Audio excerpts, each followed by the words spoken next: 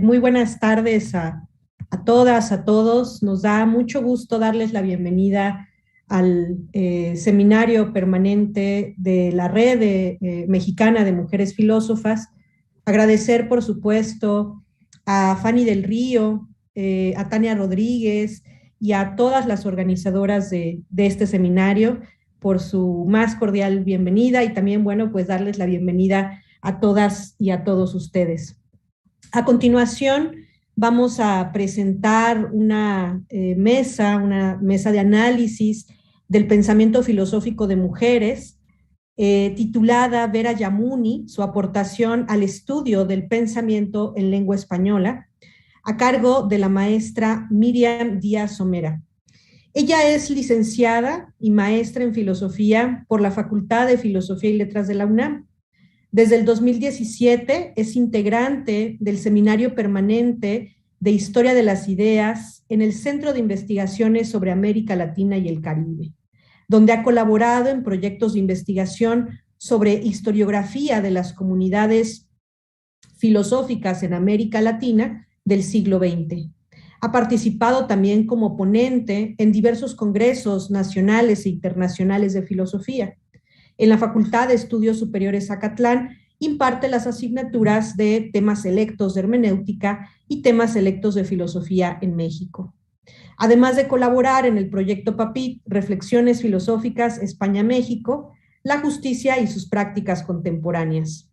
Su investigación de doctorado se titula Aportación de Vera Yamuni Tabush a la filosofía mexicana.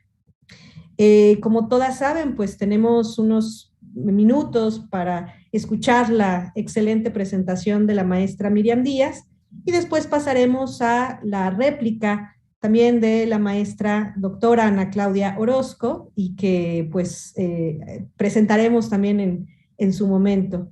Pues agradecemos mucho a la maestra Miriam Díaz que nos venga a ilustrar acerca del pensamiento de esta filósofa y a dar cuenta de la importancia de su filosofía. Muchas gracias, en primer lugar, a la Red Mexicana de Mujeres Filósofas por abrir estos espacios para compartir nuestras investigaciones. También quiero agradecer a quienes forman parte de mi comité tutoral, porque el día de hoy les voy a presentar una parte de mi investigación de doctorado y me dirige el doctor Mario Magallón. También se encuentra dentro de mi comité la doctora Virginia Aspe y la doctora Mónica Gómez. Y bueno, también he invitado a algunas colegas que han colaborado conmigo en la digitalización de textos, como es el caso de Noelia Gatica, de la Universidad Nacional de Cuyo, quienes hay otras colegas que me han apoyado compartiendo materiales, como es el caso de la doctora Grace Prada y la doctora María del Rayo Ramírez. Y bueno, pues a todas les agradezco, así como a la doctora Laura Soto, que está moderando el día de hoy, y también a la maestra Ana Claudia Orozco, que va a hacer la réplica. Y bueno, pues mis agradecimientos van a toda esta red de mujeres filósofas. El día de hoy les voy a presentar este trabajo que se titula Vera Yamuni y su aportación al estudio del pensamiento en lengua española. Denme un momentito, voy a hacer la pantalla grande. Ahí está. Pero antes de entrar en materia, me gustaría contextualizar este trabajo. En relación con las historias de la filosofía en México del siglo XX, encontramos que en varios trabajos se hace referencia a la aportación de José Gaos, a lo que él estudió y problematizó sobre filosofía mexicana, quien promovió la historia de las ideas para reflexionar sobre el contexto mexicano e hispanoamericano. Sabemos también que se resalta el trabajo de otros filósofos como Luis Villoro, Emilio Uranga, Jorge Portilla, Leopoldo Sea, entre otros que formaron parte del grupo Hiperión. Sin embargo, a las intelectuales que formaron parte del seminario para el estudio del pensamiento en los países de lengua española, quienes también fueron alumnas de Gaos y sus investigaciones estuvieron dirigidas por él, o bien se les omite o se les menciona sin profundizar en el contenido de sus obras ni recuperar la aportación a la historia de las ideas, a pesar de que sí contribuyeron a tender los puentes entre el pensamiento de Europa y América. ¿A quiénes me refiero? Bueno, a Victoria Junco, con su trabajo de Gamarra o el eclecticismo en México, de 1944, a Monelisa Pérez Marchant, quien expuso en 2 etapas ideológicas del siglo XVIII en México, a través de los papeles de la Inquisición, cómo el rechazo de las ideas ilustradas en la Nueva España transitó hacia la difusión selectiva de los libros prohibidos que reflejaban el espíritu de la Ilustración. Por su parte, María del Carmen Rovira hizo un estudio comparativo entre el eclecticismo portugués, el español, dando cuenta de sus repercusiones en el Nuevo Mundo. También, bueno, como parte de este seminario, se encontraba Vera Yamunita Bush, quien es más conocida por su cercanía a Gauss, sus escritos sobre la vida y obra de este autor, pero no precisamente por su aportación a la filosofía mexicana. Bueno, esto es parte de lo que me motivó a hacer mi investigación sobre esta autora. Y por otro lado, la postura de Fernando Salmerón, en un escrito de 1954, en el cual él hace un recuento sobre las investigaciones que se inscriben en esta disciplina de historia de las ideas. Menciona a Olga Quirós, a Monelisa Pérez Marchant, a Victoria Junco, entre otras personas que estaban activas en el seminario dirigido por el filósofo Transterrado, pero me llama la atención que excluya a la filósofa de origen costarricense, expresando lo siguiente, y voy a citar aquí a Fernando Salmerón. Dice, sobre otros temas que no son de historia de las ideas, Vera Yamunita Bush ha iniciado una serie de estudios destinados a caracterizar a los pensadores de lengua española en comparación con filósofos de otras lenguas. Pero dice, en otro, como ella está en otra parte, no está haciendo historia de las ideas, sí está abonando al estudio de los pensadores en lengua española, pero me llama mucho la atención que la excluya de la historia de las ideas. Entonces, esto motivó mi pregunta central de la investigación de doctorado, que es la siguiente. Si es verdad que Vera no abonó a la historia de las ideas, ¿aportó algo a la filosofía mexicana del siglo XX?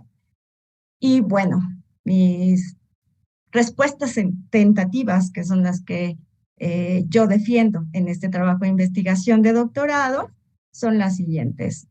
Sí, sí aportó a la historia de las ideas, y esto lo hizo analizando el pensamiento, bueno, la expresión del pensamiento de los filósofos de lengua española. Ella mostró que no se puede afirmar que sean pensadores ametódicos ni asistemáticos, y que si se les excluye de historias de la filosofía es o bien por el desconocimiento de su obra o por una caracterización negativa de su producción intelectual. Además, pienso que incentivó la crítica y toma de conciencia sobre el lugar asignado a las mujeres en el imaginario filosófico y literario, así como en otras esferas de la vida humana, por ser consideradas inferiores en el terreno del ser o del valer. Eso sobre todo lo hago partiendo de algunos escritos de esta autora, donde se ven reflejadas sus ideas feministas. Y en tercer lugar, y esa fue una observación que me hizo mi director, el doctor Mario Magallón, también habría que pensar en lo que Vera difundió a través de sus cátedras que impartió. Difundió ideas sobre historia de las ideas, sobre lógica, filosofía de la ciencia, sobre pensamiento e historia contemporánea árabes, así como sobre didáctica de la filosofía, literatura y otras formas expresivas desde su propio horizonte.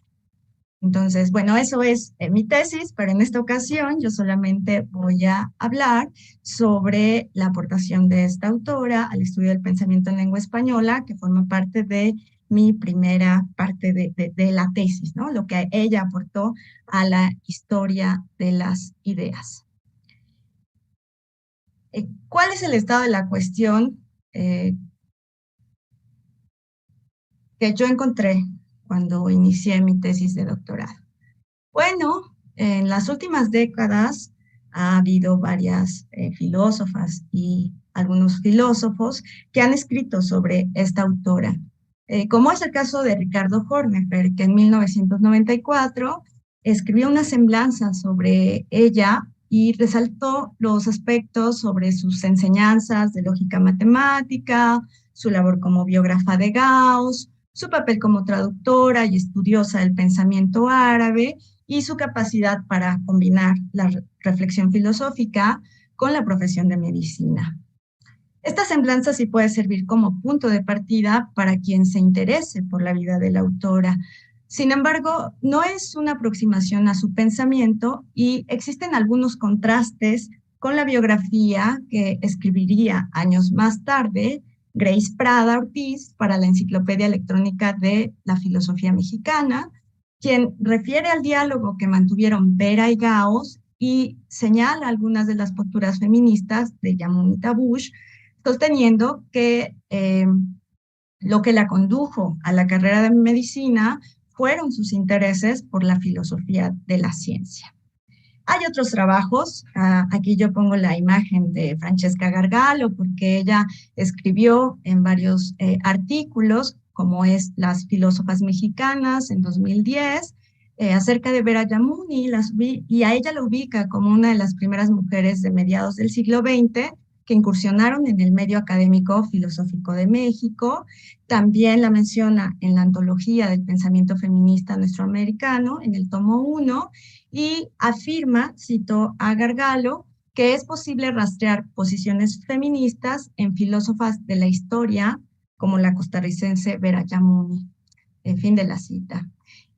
Años más tarde, en el 2015, ella publica un artículo que se titula Las filósofas mexicanas, que las hay, y en este artículo señala la preocupación de Yamuni sobre la autonomía económica y la autonomía de pensamiento de las mujeres. También tenemos, y pongo acá la imagen de Aurelia Valero, en José Gauss en México, una biografía intelectual de 1938 a 1939, que ella da cuenta de la cercanía, diría yo, la relación tan íntima que mantuvieron Vera y el filósofo transterrado, así como del cambio de perspectiva que él tuvo, de que José Gauss tuvo, de la capacidad intelectual de las mujeres para dedicarse a la filosofía, debido a la cercanía que mantuvo con Yamunita Bush y a su aguda claridad conceptual que lo llevó a sostener que dicha capacidad no podía ser inferior a la de ninguno de los hiperiones.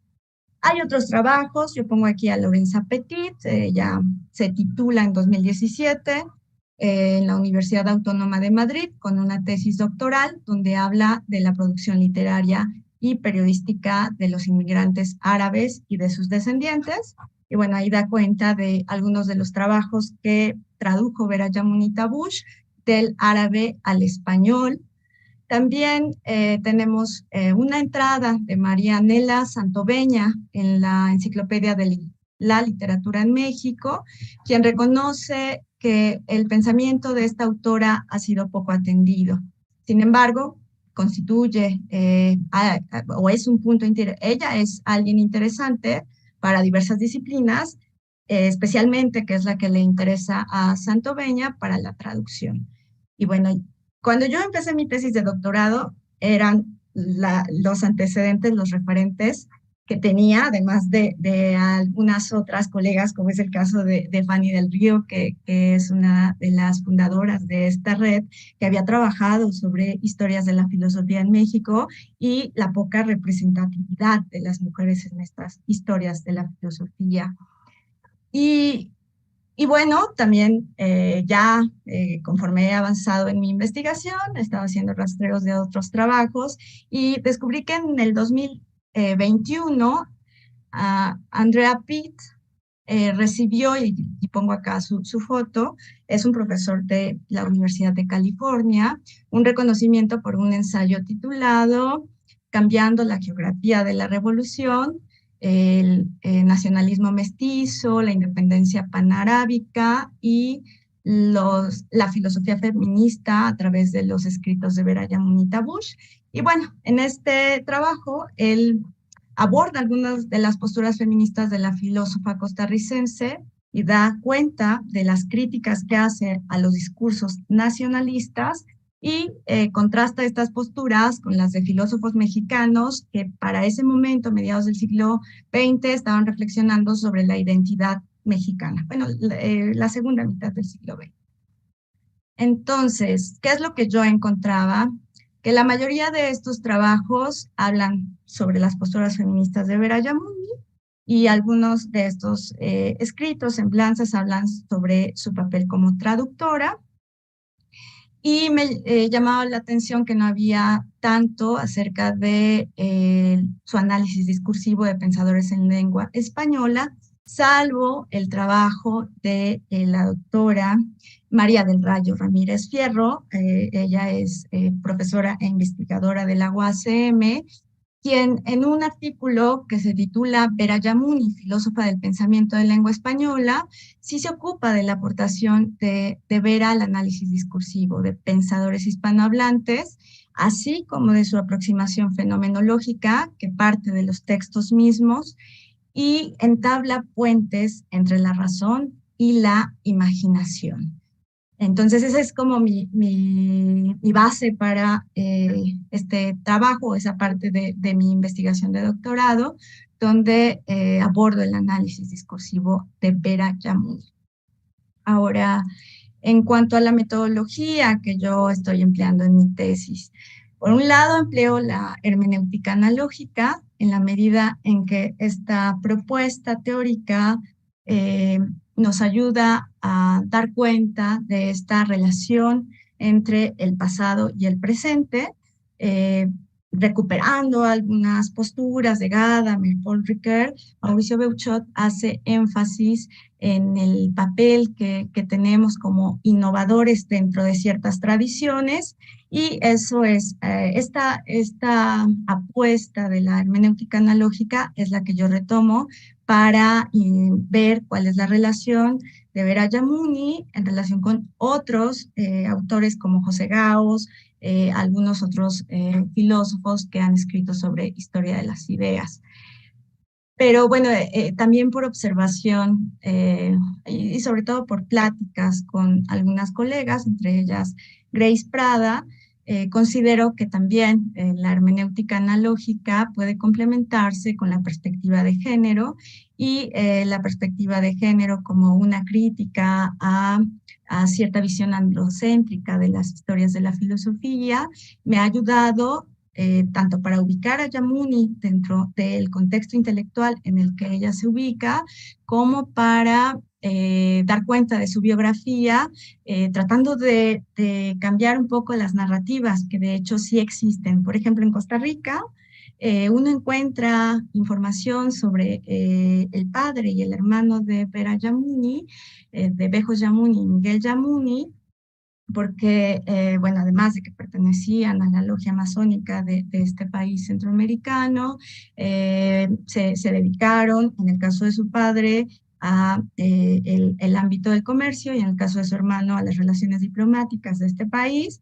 Y entonces, se suele hablar en los textos, documentos que yo he encontrado, de ver a Yamuni como la hija de, la hermana de, y bueno, hay que cambiar la narrativa. Eso a mí me ha ayudado sobre todo para dar cuenta de la vida de Yamuni, desde lo que ella escribe en estas cartas que se encuentran en el archivo de José Gaos, en el Instituto de Investigaciones Filosóficas, y también dar cuenta de sus ideas, sobre todo en algunos escritos de juventud y de los años 70 y 80, estas ideas feministas que ella bebe de otras autoras y cómo le da voz también a estas autoras y ella se siente heredera de su pensamiento. Y entonces, bueno, algunas de las propuestas de Amparo Moreno Sardá, Diana Mafía, Marcela Lagarde, Francesca Gargalo, acerca de la perspectiva de género, ya sea para estudiar las historias de la filosofía, ya sea para aprender de los feminismos latinoamericanos, que es algo en lo que insiste mucho Francesca Gargalo. Esta perspectiva me ha ayudado para mi investigación. Pero bueno, además de, digamos, esto tiene que ver con la contextualización. ¿Qué es lo que yo he tenido que hacer? Bueno, no puedo eludir las discusiones que hay acerca de la delimitación de la filosofía mexicana. Aquí en esta imagen pongo algunos de los autores que me han servido como referentes para delimitar lo que es la filosofía mexicana, José Gaos, autores más contemporáneos como son Guillermo Hurtado, Victorico Muñoz, desde luego que retomo algunas de las discusiones de mediados del siglo XX. Eh, También he tenido que delimitar lo que es la historia de las ideas para ver qué es lo que Vera Yamuni aporta a esta disciplina. Y aquí quiero leerles una cita de este libro que se ve en pantalla, coordinado por, bueno, más bien escrito por Horacio Cheruti y Mario Magallón Anaya, que se titula Historia de las Ideas Latinoamericanas, disciplina fenecida, y la definen a esta disciplina de tal modo. Es una definición muy básica, pero que me ha ayudado a aproximarme al pensamiento de esta autora. Y dice lo siguiente: la historia de las ideas se concentra en estudiar el surgimiento de las ideas en el tiempo y cómo son producidas por seres humanos concretos, en un segmento histórico específico y acotado espacial y temporalmente.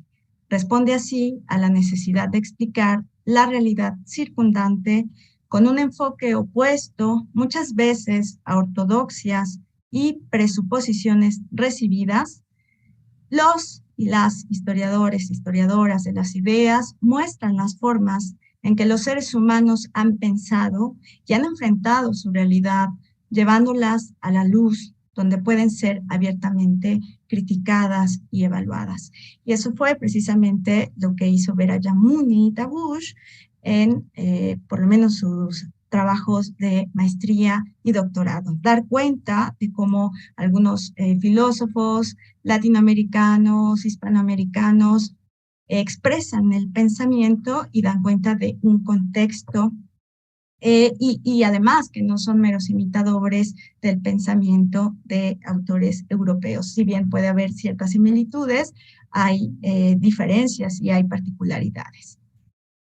Ahora me gustaría mostrarles un video que, bueno, yo elaboré el guión y grabé esta pequeña cápsula para un proyecto de la Facultad de Estudios Superiores Zacatlán, donde trabajo con también mi colega Laura Soto, y ella de hecho se encargó de la edición de esta cápsula para dar cuenta de algunos datos biográficos de esta autora como una integrante del Seminario Permanente de Historia de las Ideas, dirigido por Mario Magallón, y bueno, supongo que es un aspecto en común con personas que han trabajado con Carmen Rovira y en otros equipos de trabajo donde se parte de la historia de las ideas. Es importante contextualizar a los autores. Y entonces, si me permiten, voy a mostrar este video que dura unos minutos y continúo la exposición. Denme un momento. ¿Me podrían decir aquí en Zoom si se ve mi pantalla donde ya está el video. ¿Sí? Sí, sí Bueno, se ve. Sí se ve lo mi voy video. a... Perfecto. Lo Se voy ve a... muy bien. A ver, me dicen también si se escucha.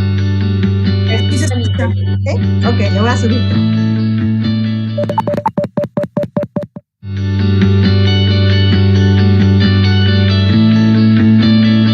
Hola, mi nombre es Miriam Díaz Somera, soy profesora de la FES Acatlán y el día de hoy te voy a hablar sobre Vera Yamunita Bush. Ella fue nieta de la segunda pareja de origen libanés que se estableció en Costa Rica, hija de Miguel Bejo Yamuni y Mercedes Tabush. Nació el 30 de mayo de 1917, hizo su educación inicial en el país centroamericano y después se desplazó a Ontario, Canadá, para estudiar 2 años de comercio. Durante ese periodo ella visitó varias ciudades de Estados Unidos donde tenía a familiares, pero también visitó algunos países de Centroamérica, por ejemplo Guatemala. En 1928, su padre y otros inmigrantes fundaron la Casa Libanesa, institución cultural donde la joven costarricense estuvo bastante activa. En 1944, Vera fue editora del periódico Sheikh, el órgano de la juventud libanesa de Costa Rica. De 1938 a 1946, publicó algunos de sus escritos breves y cuentos satíricos en la revista coordinada por Joaquín García Monge, titulada Repertorio Americano. En estos escritos podemos rastrear su crítica a la desigualdad de género en textos como Tahiri, mujer de Irán, Safo, mi guía de siempre, a Virginia Woolf, eternamente viva, y a ella que me dejó su voz. Posteriormente, ella viajó a México en 1945 para especializarse en el estudio del pensamiento árabe y su influencia en España. Cuando llegó a México fue recomendada por Alfonso Reyes para que entrara al seminario de estudio del pensamiento en lengua española coordinado por José Gaos, y fue en este seminario que ella emprendió una investigación de largo alcance. De esta investigación surgieron sus tesis de maestría y doctorado. La de maestría se titula Conceptos e Imágenes en Pensadores de Lengua Española, que fue publicada por el Colegio de México en 1951, y la de doctorado se titula Procesos discursivos en Pensadores de Lengua Española comparados con pensadores de otras lenguas. En esta investigación ella retoma a algunos autores latinoamericanos y los compara con autores como Whitehead, John Dewey, Henry Bergson, Gabriel Marcel, entre otros. Ella tenía una tercera parte de este programa que ya no concluyó, ya que para 1955, un año posterior a que ella se tituló de doctorado, emprendió un viaje. Primero pasó un año en la Sorbona de París estudiando lengua y cultura árabes, después se desplazó a Argelia, después a Líbano, y durante este viaje también tuvo oportunidad de visitar algunos otros lugares del Medio Oriente. Por ejemplo, fue a Jordania, Jerusalén, y sin embargo las tensiones entre Israel y Jordania ocasionaron que ella no obtuviera la visa para entrar a territorio israelí. Cuando regresó a México después de este viaje a Europa y Medio Oriente, se abocó a la investigación, a la labor docente. En la UNAM, a lo largo de su trayectoria, impartió algunas cátedras acerca de lógica y de historia de la filosofía de los siglos XIX y XX. También fue profesora en el Mexico City Collegian, impartió materias de psicología, lógica y ética en la Universidad Femenina de México. Y bueno, cuando regresó a México, ella, además de retomar estas clases universitarias, también ofreció varias conferencias y cursos sobre cultura islámica y los países árabes de los siglos XIX y XX. A partir de 1969, ella se dedicó al estudio y ejerció de manera altruista la profesión de medicina. A esto le podremos agregar que también fue traductora al castellano de pensadores árabes, franceses, de habla inglesa y precursora del feminismo en México, ya que junto con otras filósofas como Graciela Hierro, cuestionó los roles culturalmente asignados a las mujeres. Y bueno, sin más, espero que sea una autora que les interese leer y estudiar.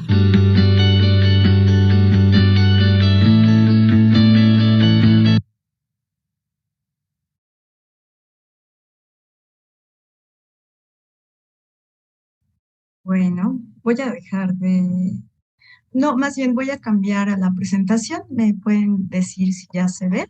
Sí, se ve, se ve. Gracias. Bien. Entonces, bueno, ahora sí. eh, Esto es para contextualizar a la autora y bueno, voy a hacer referencia en este momento solamente a esta obra bueno, a su investigación de maestría, que se convierte en un libro, como mencionaba en esta cápsula, publicado por el Colegio de México, que es Conceptos e Imágenes en Pensadores de Lengua Española.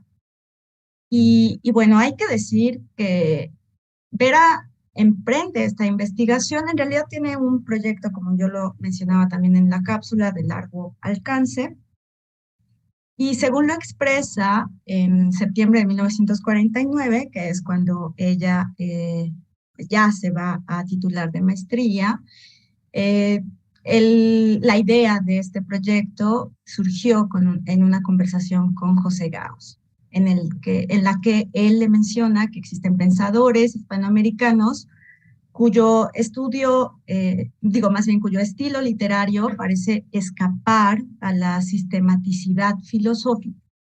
Entonces él le sugiere hacer un análisis detallado de estos autores para obtener una caracterización positiva y de este modo contrarrestar la impresión de que son más literatos que filósofos. Y les quiero citar parte de este diálogo que reconstruye Vera Yamuni en esta introducción que hace a conceptos e imágenes. Está haciendo alusión a José Gauss. Y José Gauss dice, es lo corriente hablar de los pensadores españoles e hispanoamericanos, pero ¿por qué se les da este nombre?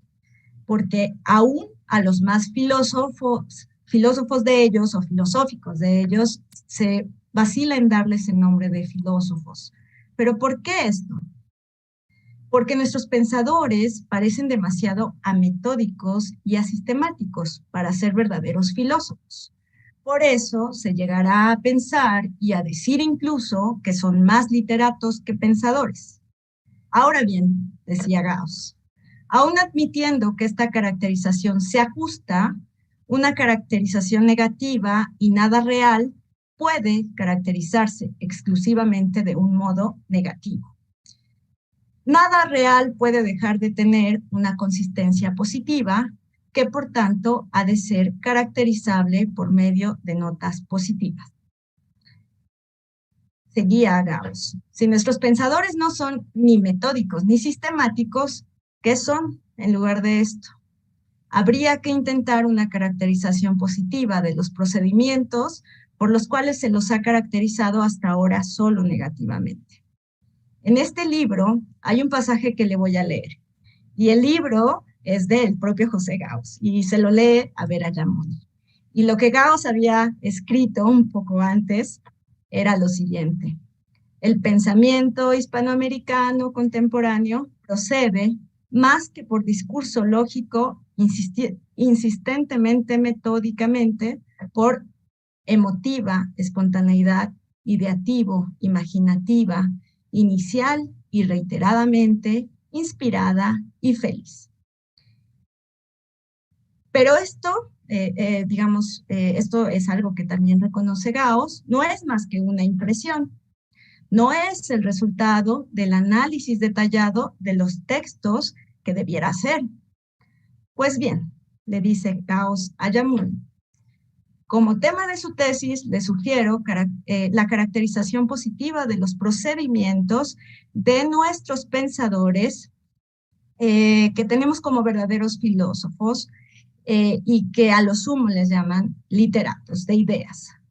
Pero sobre todo, cualquiera que fuese la solución que hubiese de dar a la cuestión, el tema de dice Gauss representaría la aportación quizá más interesante y hasta importante que quepa hacer al conocimiento de nuestros pensadores. Y este conocimiento es lo que más interesa e importa. Y después sigue relatando Vera, que él le dice que aunque él estaba atentado desde hace tiempo, lo más probable es que a él no le alcanzara ese tiempo para desarrollarlo. Entonces, pues había pensado en proponérselo a ella. Pero ¿qué le dice también Gauss? Se lo propongo pues a usted. Ahora que para esta tesis me figuro que va a encontrar poca ayuda de los libros, es una tesis que tendría usted que sacarla a medias de los textos y a medias que sacárselas de la cabeza. Pero eso no es precisamente un inconveniente.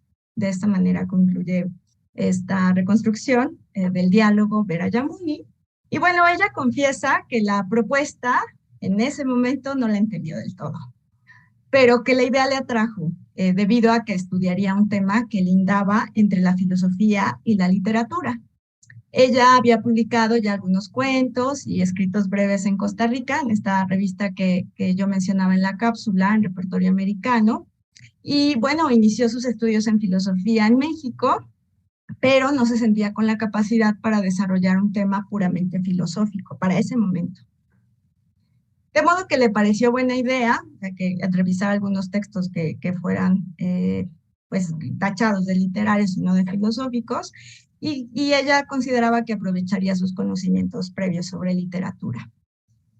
A pesar de esta falta de confianza de Vera Yamuni para desarrollar la investigación desde un ámbito exclusivamente filosófico, cabe destacar que su aproximación a los autores de habla hispana contempla caracterizaciones lógicas y epistemológicas sobre el pensamiento.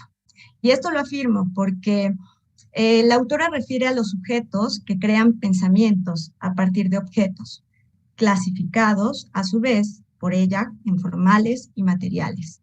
Es decir, se ocupa de aspectos que son de interés para la teoría del conocimiento en cuanto a la relación del sujeto y el objeto. A su vez, habla de la correlación entre sujetos y predicados gramaticales o lógicos en las expresiones lingüísticas, misma que da cuenta de un determinado orden y asociación de ideas, con lo que entra también al campo del razonamiento y en cuanto a su expresión, ya sea oral o escrita, al ámbito argumentativo. Por ende, su aproximación corresponde también a la lógica. Sobre la particularidad de sus investigaciones, yo invito a quienes quieran leer esta autora a la siguiente reflexión. La exhortación que le hizo su maestro de caracterizar positivamente el pensamiento hispanoamericano, valiéndose en parte de textos y en gran medida de lo que ella pudiera aportar, la comprometería a detallar las ideas, el orden en que éstas se presentan, así como los conceptos e imágenes más comunes en los pensadores seleccionados. De tal suerte que sus consideraciones sobre el pensamiento en general y en particular el de habla hispana parten de sus propias observaciones. Quizás por ello, la presentación de sus resultados es peculiar respecto de otras que surgieron en el seminario coordinado por José Gauss, puesto que no es de estilo narrativo y no parte de la circunstancia de los autores para dar cuenta de su producción intelectual. En primer lugar, porque no tiene tiempo para estudiar las obras completas de cada uno. En segundo lugar, porque para poder profundizar en sus procesos discursivos y de esta manera mostrar si hay metodicidad y sistematicidad en dichos procesos, ella tenía que seleccionar algunos textos breves que le permitieran ahondar en su pensamiento. Por lo que en varios casos se enfoca en las primeras líneas de poemas, obras o discursos, sacando al máximo provecho de lo que estas expresiones revelan. Además, da cuenta del contexto de los autores cuando refiere a su estilo literario, pero una vez que ya ha mostrado mediante un examen minucioso la forma y el contenido de su pensamiento. Ahora bien, yo aquí en esta diapositiva pongo algunos de los autores que Veerayamuni estudió. Bueno, estudió en el sentido de recuperó algunas de las líneas que se encuentran en discursos, en trabajos, en poemas de estos autores. Y bueno, haciendo caso a la sentencia de Pedro Enríquez Ureña acerca de que la historia de la literatura de la América Española debe escribirse alrededor de unos cuantos nombres centrales, ella recuperó algunos trabajos de Andrés Bello, de Sarmiento, de Montalvo, de José Martí, de Darío, de Rodó, y también eligió a Ortega y Gasset y Miguel de Unamuno. En el caso de México, eligió a José Vasconcelos, quien le parecía uno de los autores más sistemáticos de los que estaba estudiando, o al menos estudió una obra referente a la estética que a ella le parecía de las más sistemáticas. Y bueno, aquí yo solamente quiero mencionar que yo sé que esta es una idea que retoma de Pedro Enríquez Ureña, porque ella lo dice explícitamente, y además hace referencia a esta antología que ya había realizado José Gaos, que también que selecciona algunos de estos autores. Y lo que a mí me ha llamado la atención es que encuentro algunos datos que Gaos omite en la tesis de Veerayamuni, y bueno, eso me ha ayudado a entablar el diálogo entre algunos trabajos de José Gaos y Veerayamuni, encontrando como estas referencias cruzadas, ¿no? A lo mejor Gaos no menciona a Pedro Enríquez Ureña, pero Veerayamuni sí hace referencia a este autor, y habrá algunos otros datos que de hecho me ha pasado, que no encuentro en Veerayamuni, pero que si voy al trabajo de José Gaos, sí encuentro. Entonces, bueno, ahí ha sido un diálogo intertextual interesante. Entonces, así es como Veerayamuni se planteó este trabajo de largo alcance. Ahora, pues yo les decía que Veerayamuni sí parte de cierta tradición. Entonces, ¿qué es aquello que encuentro en común con el trabajo de José Gaos, que se llama Pensamiento en Lengua Española, esta obra que El Transterrado publica en 1945, y bueno, en este caso la tesis de maestría de Yamuni?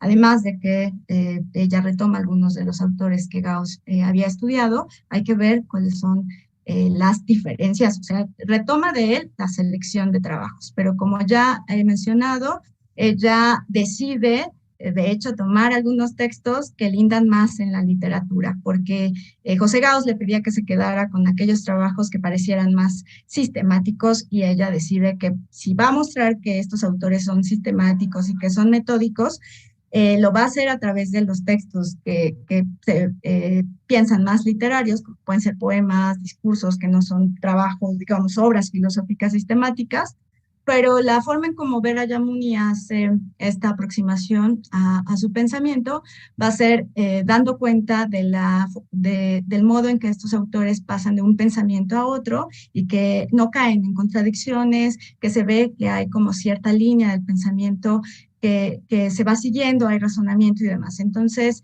sin importar el género de los escritos que ella toma, va a mostrar esto que José Gaos le propone, aunque no le haga caso en cuanto al tipo de textos que él quería que ella trabajara.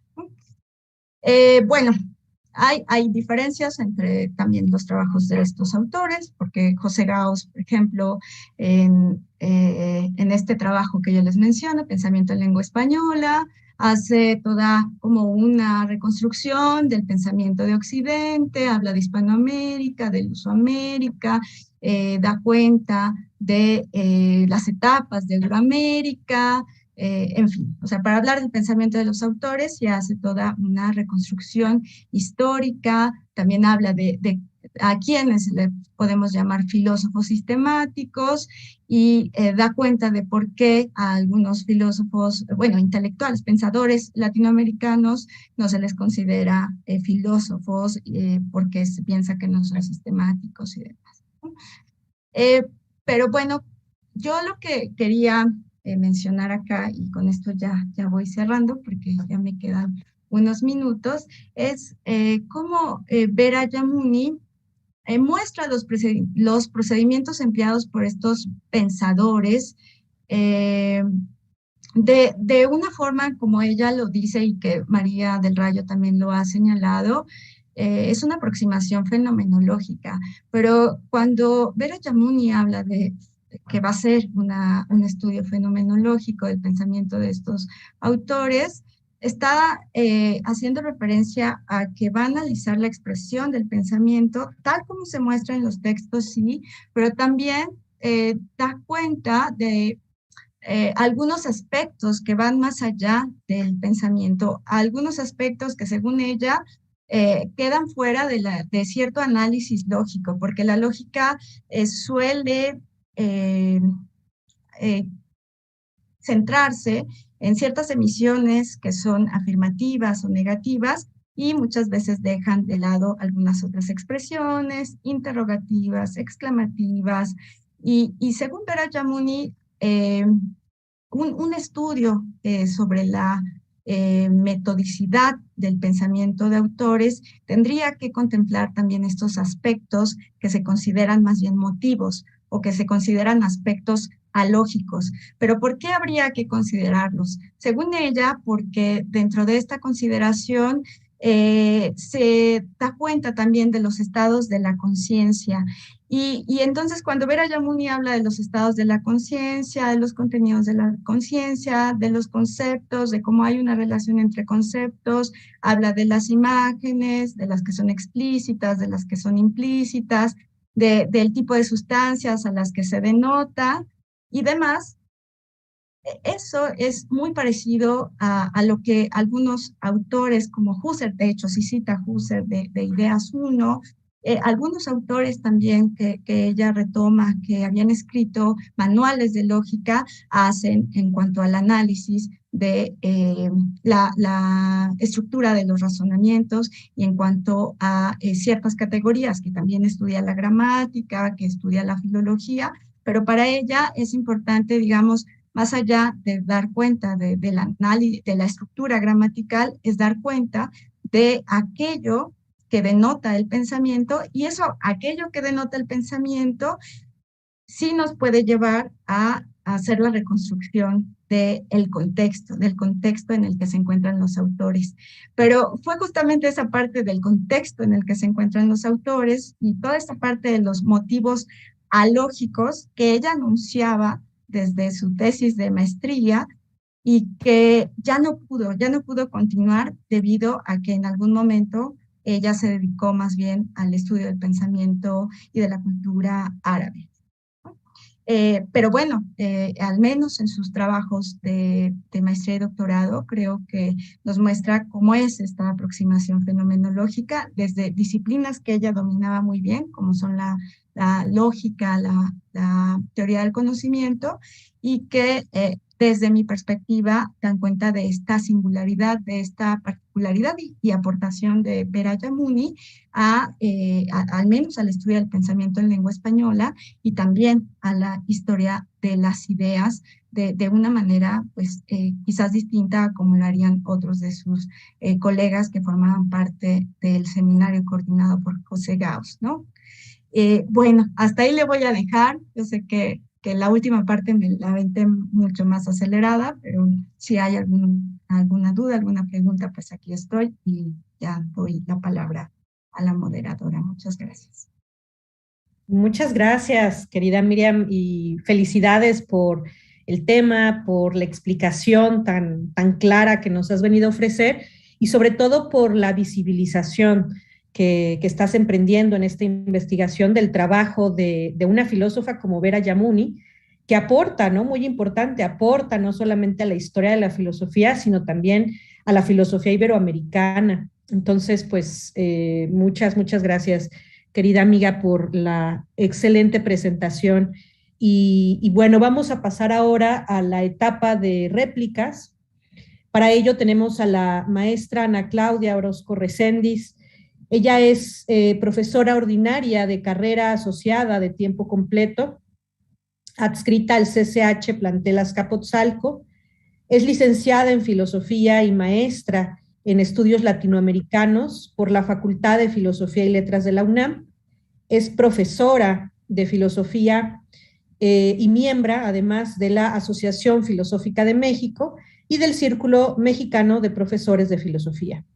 Actualmente forma parte de los proyectos de investigación Recuperar al sujeto en América Latina y el Caribe y Reflexiones filosóficas España-México, la justicia y sus prácticas en el siglo XX.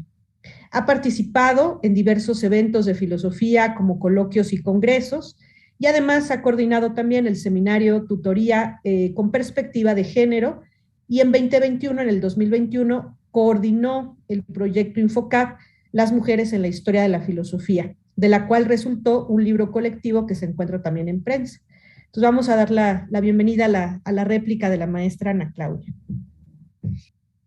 Muchísimas gracias por la invitación, la presentación y especialmente por la exposición que amablemente nos acaba de compartir Miriam, porque creo que también esto es un gesto de gratitud, el estar acá, compartir y, por supuesto, atender también otras formas y visiones del mundo, ¿no?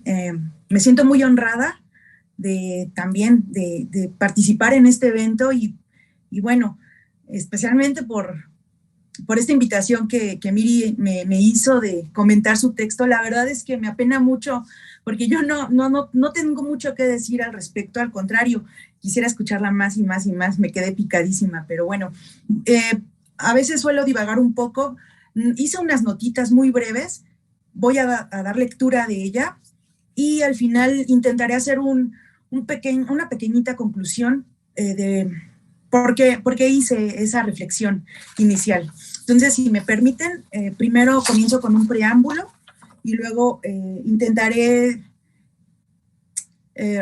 compartir una pequeña reflexión sobre la filosofía latinoamericana y la historia de las ideas. Entonces, voy a leer rápidamente. La filosofía está estrechamente vinculada con el mundo de la vida. No es posible hacerla de espalda a la realidad, por lo que requerimos una filosofía útil para la vida, mas no que nos haga presas de esta. Hacer filosofía es lo mismo que decir pensamiento vivo. Filosofar es una forma de vivir. Se trata de una actitud ante el mundo, actitud que abarca múltiples formas de ser y estar del y la seres humanos. Y junto con ello se reconfigura la necesidad del preguntar. Por lo que al indagar sobre quienes han hecho filosofía nos exige de manera implícita considerar lo más posible aquellas expresiones de vida que llevaron en su existencia concreta. Estamos envueltas en nuestra propia historia, de ella nos anclamos gracias a los recuerdos y la lealtad que de ellos tenemos. Parte de nuestra indiferencia por la acción del pensar se debe a cierto malestar que tenemos encima, debido a nuestra carga existencial plagada de incomodidad, angustia, silencios incómodos. En este caso, algo que incomoda a muchas estudiosas de la filosofía es que no nos sentimos reflejadas en esas aventuras del pensar, pues es constante la omisión de pensadoras que algo abonaron al desarrollo de la conciencia a través del tiempo. María Zambrano escribió alguna vez desde el exilio el por qué escribimos y comenta que es una acción urgente y apremiante porque la palabra nos libera de ella misma. Es cosa común que se anuncie una descripción fantasiosa o fuera de lo real hablar de las mujeres. De ahí que Rosario Castellanos comparte algunos casos donde se dejan ver estas insinuaciones en la literatura y denuncia las injusticias epistémicas que hemos encubierto durante muchas generaciones. Al respecto nos dice Castellanos, atentas observaciones de nuestras semejantes presentes y pasadas, de próximas o ajenas latitudes, despiadada de introspección, nos convencen de que las teorías que hemos expuesto son verdaderas, que las observaciones, por ofensivas que parezcan, son justas, y sin embargo, aceptamos las experiencias de quienes nos antecedieron y sus conclusiones, pero no confiemos ciegamente en ellas. ¿Acaso no se nos ha llegado al punto que se debía porque no se escogió bien el camino? Tal vez el deseo preconcebido, el prejuicio, era tan fuerte que aunque hayan tocado puntos distintos de los que se propusieron, persistieron en considerarlos como si fueran aquellos que habían planeado y en vez de regocijarse y enorgullecerse por el descubrimiento de fértiles Américas, continuaron creyendo haber alcanzado legendarias Indias. Hasta aquí Castellanos. Toca seguir desarticulando aquellos discursos que ocultan voces silenciadas y hacer sonar la voz propia, frente a las imperiosas razones que insisten que las mujeres no aparecen en las grandes historias de la filosofía, porque simplemente no filosofaban, como si esto solo fuera una atribución de un solo sector de la humanidad. Nos corresponde hacer una filosofía que permita conocer a la sociedad en su totalidad, no en un solo horizonte de reflexión producto de una parte de ella. Conocer la sociedad en la medida en que se explica a través del conocimiento de un todo social. Hasta aquí mi preámbulo, que precisamente es el que me ha motivado a recuperar el ejercicio del historiar las ideas, porque en algún momento me interesó mucho esta parte de la articulación metodológica de la historia de las ideas. Sin embargo, creo que ha quedado entre paréntesis y no se han desarrollado ya más cuestionamientos sobre la metodología de este quehacer filosófico. Y creo que este es un muy buen ejercicio el que nos propone Miri, porque al final de cuentas ahí está una propuesta que va no solamente a enriquecer a la historia de las ideas, sino yo diría que también a la producción de la filosofía latinoamericana en general. Y bueno, mi siguiente apartado pues tiene que ver con esto, ¿verdad? Acercarnos a nuestras filosofías es muy importante, pues podremos hallar fundamentos permisibles para comprender su desarrollo y las diversas formas de cultura que están implícitas en ella. Sin embargo, esta tarea resulta compleja dada la falta de instrumentos teóricos que nos permitan interpretar ese proceder filosófico. En este sentido, la articulación entre la filosofía latinoamericana y la historia de las ideas parte de la estructuración historiográfica de los estudios latinoamericanos por medio de la filosofía, la cual se ha logrado gracias a una recuperación del pasado y su reconstrucción, lo que posibilita la conformación del pensamiento latinoamericano, que es ahí donde es imprescindible incluir a nuestras filósofas, por cierto, ¿no? Una definición de filosofía latinoamericana implica una delimitación temporal en la cual se especifique quién y en qué momento se expuso tal o cual idea.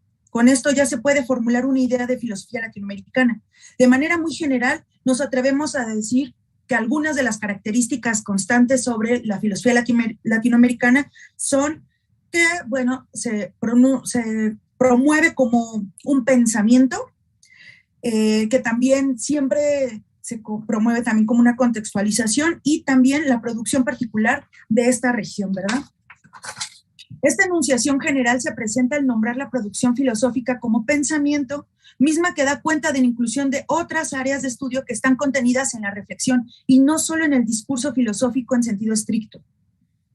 Marisa Muñoz nos recuerda los antecedentes historiográficos de la labor filosófica, particularmente en la segunda mitad del siglo XIX, porque es en este periodo que formalmente se adquiere un compromiso y responsabilidad con las tareas de la historia de la filosofía, sobre todo en el cono sur de nuestra América. La mayor influencia para elaborar una historia de las ideas en nuestra América se atañe a José Gauss y a Francisco Romero.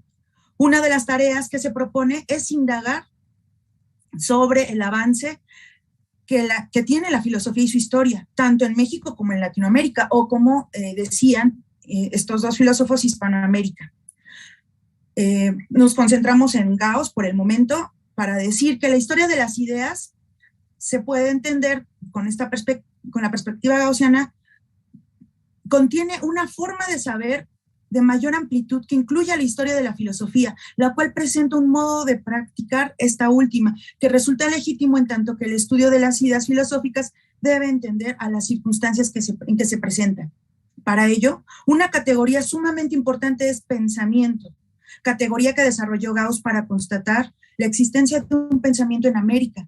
De ahí se desprenden categorías como originalidad e importancia histórica. De ahí que Gauss realizara consideraciones de importancia respecto a las fuentes con las que se sugiere trabajar estas líneas de investigación, donde incluye el ensayo, el artículo periodístico, el discurso literario principalmente.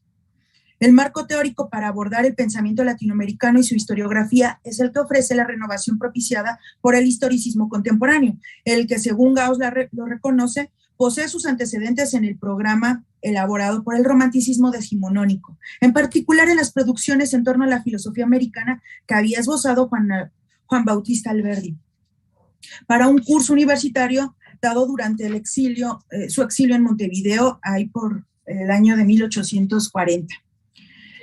Así pues, en la práctica de la historia de las ideas es importante identificar aspectos que se unen con las ideas filosóficas, los cuales pueden ser de carácter político, social, económico, cultural, etc. El punto de interés es conectar estas ideas filosóficas con su aplicación histórica situada en el presente. Para ello, es importante tomar en cuenta la serie de características que sintetizan el ejercicio del historiar las ideas bajo esta tradición gaussiana, y de alguna manera sintetizamos estos elementos. Uno de ellos precisamente tiene que ver con los desarrollos alcanzados por la historia de las ideas en la región. Se avanza hacia la afirmación de una filosofía propia que se reconoce en el pasado ideológico, ¿no?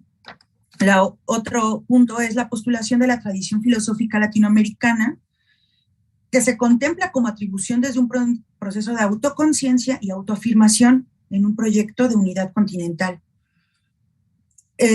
Una tercera caracterización es el conocimiento de la inserción local de las ideas filosóficas, que no excluye su universalidad, sino que tiende a ubicarla en un lugar de América Latina, que tiende a ubicarla en América Latina, en Occidente. Una cuarta caracterización es que se postula una noción amplia de filosofía que permite reconstruir la diversidad de manifestaciones y visiones del mundo. Una quinta es, se procura considerar especialmente ese origen y función social que poseen las ideas situadas en su contexto histórico. Y finalmente, la posibilidad de afirmar la condición de la filosofía latinoamericana es remitida a su historicidad, a la historicidad de los sujetos dentro de una comunidad cultural. En este sentido, los rumbos que ha tomado la filosofía latinoamericana son variados, pero es cosa común la insistencia de tres temas que encabezan la directriz de la reflexión filosófica. Nos referimos especialmente a la originalidad, la autenticidad y la identidad cultural, principales ejes rectores que funcionan como categorías contra la dominación y el colonialismo. Estos ejes dan pauta al abordaje de asuntos que están latentes en el imaginario social, pero visibles de manera explícita en la práctica cotidiana.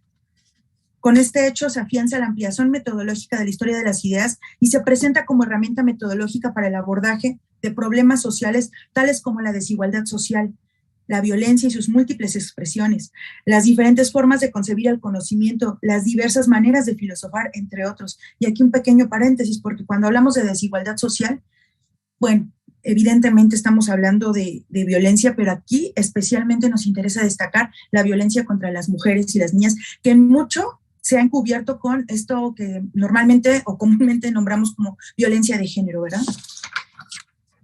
Así pues, la dirección de proyectos realizada, además de considerar la historia de las ideas como directriz para realizar las investigaciones, es producto de una filosofía práctica con utilidad para la vida, cuyas reflexiones están encaminadas a la recuperación de las vías del filosofar latinoamericano. Por estas razones, destacamos el interés acerca del estudio de la obra humana producida en el tiempo, tarea intrínseca en los estudios interdisciplinarios, fundamental para conocer el proceso de la conciencia americana, con énfasis, por un lado, en la cultura europea y por otro, en la cultura americana, por nuestra doble herencia cultural y la relación que guardan ambas tradiciones con el pasado y las consecuencias que traen consigo en la actualidad. De esta manera, reflexionar sobre la importancia de nuevas herramientas interpretativas que nos permitan comprender qué es lo que se encuentra detrás de estas grandes estructuras económicas, políticas y sociales del Estado que nos dominan y mantienen en condición de opresión como latinoamericanas, son tarea urgente que debemos emprender. Es necesario combatir la actitud colonialista que está en el imaginario colectivo de los seres humanos de nuestra América, pues de otro modo no será posible cambiar las estructuras mentales que mantienen sujeta a la sociedad bajo el esquema de dominación y marginación que el sistema patriarcal sostiene. Finalmente, esta propuesta, este comentario, mejor dicho, tiene que ver precisamente con los elementos que amablemente Miri nos acaba de compartir, que forman parte de esta ampliación metodológica. Uno de ellos, especialmente lo lo aclaró, me lo aclaró al final de su exposición, es precisamente la fenomenología y su lugar dentro de la historia de las ideas. Ahí nos está dando una prueba de cómo se puede llevar a cabo la práctica de este recurso, y también nos deja ver que precisamente las fuentes las tenemos que ampliar. Bueno, no es que haya un deber ser, sino nos sugiere la ampliación de las fuentes, que precisamente es una de las propuestas que José Gauss ya hacía a sus alumnas y alumnos en el seminario, y que algunas personas creo que solo se concentraron, me parece, ¿no?, en la parte historiográfica, cuando las fuentes pueden ser muy amplias, y precisamente aquí nos da una prueba de ello la obra de Vera Yamuni, que merece la pena ser no solamente destacada, sino empezarla a incluir dentro de estas nuevas formas del quehacer filosófico, que bueno, no es nueva, pero sí que para muchas personas, no sé, es algo novedoso. Bueno, y aquí dejo mi comentario para no abusar de la palabra, y mejor que Miri nos amplíe más el horizonte de reflexión. Muchísimas gracias. Muchas gracias, querida Claudia, por tu aporte, el análisis, ¿no?, tan importante que realizas en torno a el trabajo también de la fenomenología y sobre todo del trabajo de Vera Yamuni en la historia de las ideas. Pues muchas gracias a ambas, y vamos a pasar ahora a la sesión de preguntas. No sé si haya por ahí. Sí, está Fanny del Río, por favor. Pues muchas gracias, ha sido sumamente interesante la exposición de Miriam. Yo la agradezco muchísimo y la celebro muchísimo, y la réplica de Ana Claudia, que ha sido sensacional. Han tocado muchos puntos, ha sido muy rica, tanto la ponencia como la réplica. Yo tengo algunas cosas que fui anotando, que me gustaría como plantear a las dos, porque creo que para lo que han dicho y lo que se ha expuesto es muy valioso. Por un lado, creo que hay un aspecto de la aportación de Vera Yamuni, Miriam, que en tu ponencia, que quizás valdría la pena bucear un poquito, ¿no?, y meterse un poquito más a profundidad. Tú citabas la entrada que hay de Vera Yamuni en la Enciclopedia Filosófica Electrónica, y que fue producto de Grace Prada Ortiz, si no estoy equivocada, que también es costarricense y que hizo una magnífica entrada. Ella habla en su entrevista, cita en su entrevista a Graciela Hierro, porque como todas recordarán, Graciela Hierro fue una alumna de Vera Yamuni. Y en esa entrevista, no la tengo acá a la mano la entrevista misma, pero sí la cita en este libro que publiqué hace unos meses, hace una crítica ética de la historia de la filosofía en México desde una perspectiva de género, que esto es lo importante. Yo cito la entrevista que le hace Grace Prada Ortiz a Graciela Hierro, y dice Graciela Hierro: conozco a Vera Yamuni desde 1955, fui su discípula. Siempre tuve el apoyo incondicional de Vera Yamuni para mi tesis doctoral. En realidad, yo empecé a ser feminista y a tratar de que el feminismo entrara en la filosofía por Vera Yamuni. Dice, siempre me dicen que fui yo quien trajo el feminismo a la filosofía, pero yo podría decir que es Vera Yamuni la que trajo el feminismo a la filosofía en México. El feminismo no era tema filosófico. Por eso empecé con el apoyo de Vera Yamuni a plantear en el Congreso Nacional de Filosofía la pregunta, ¿hay una naturaleza femenina? En fin, Graciela Hierro señala, y esto me parece muy importante, señala a Vera Yamuni como la introductora del feminismo filosófico en México, no del feminismo a secas. Y esto es lo que nos debe importar a nosotras como filósofas, esta introductora del feminismo filosófico.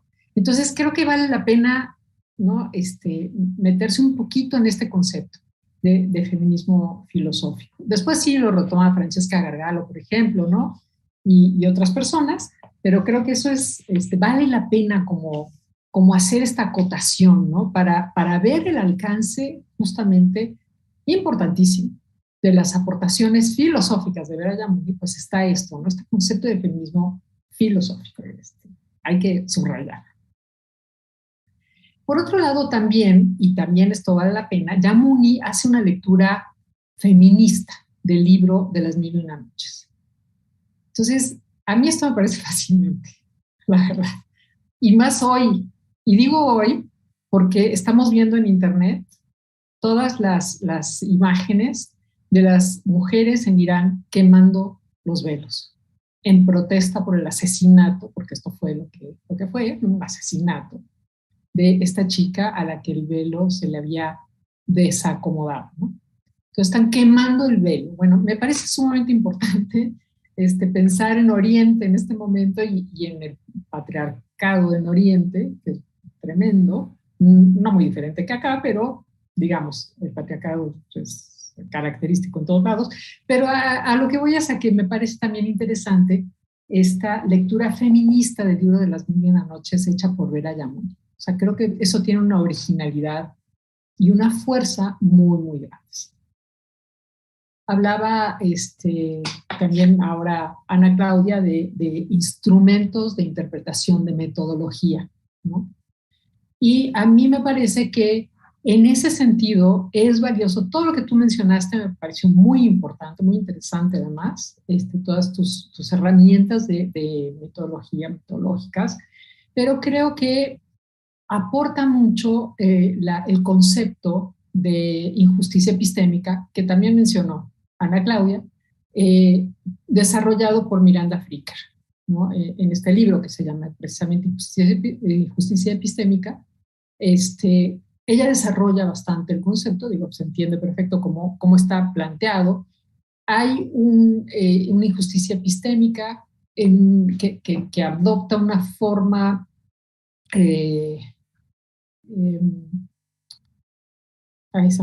bueno, pero de interpretación, digamos, testimonial, pero hay una injusticia epistémica hermenéutica. Y este es el concepto que yo creo que vale la pena desarrollar más y en adentrarse más. Les doy un ejemplo rapidísimo. La injusticia epistémica hermenéutica es aquella que provoca un vacío. No tenemos un determinado concepto y esa ausencia, ese vacío del concepto nos impide interpretar y comprender una experiencia específica que vivimos. Entonces no podemos ni hacerla clara para nosotras mismas, ni hacerla clara para los demás. Esto es lo que sucedió con el concepto de acoso sexual. No existía el concepto, ¿sí? Cuando se desarrolla, creo que fue en 1975, con el caso específico de una mujer que estaba trabajando como asesora de un famosísimo investigador en una universidad estadounidense que empezó a sufrir esta forma de atención no buscada por parte del investigador y que ella no podía explicar, no lograba verbalizar, no sabía bien a bien qué estaba ocurriendo. Bueno, la historia es muy interesante, está en el libro, pero a lo que voy es a que finalmente esta mujer renuncia, se enferma, tiene todo tipo de problemas y al final encuentra un bufete de abogadas y con ellas se reúne y logran llegar a definir la experiencia de esta atención no buscada como acoso sexual. Ahí surge el término. Y a partir de entonces, como se dan cuenta, vino a suplir, vino a llenar ese vacío de la capacidad en adelante que tendríamos de verbalizar una circunstancia específica. Entonces creo que el concepto de injusticia epistémica es bien interesante, también como instrumento de comprensión de una experiencia, de metodología, ¿no? Para poder entender mejor por qué Vera Yamuni no ocupa el lugar que debería ocupar. Es a donde voy, ¿no? En las historias de la filosofía y en la historia del pensamiento.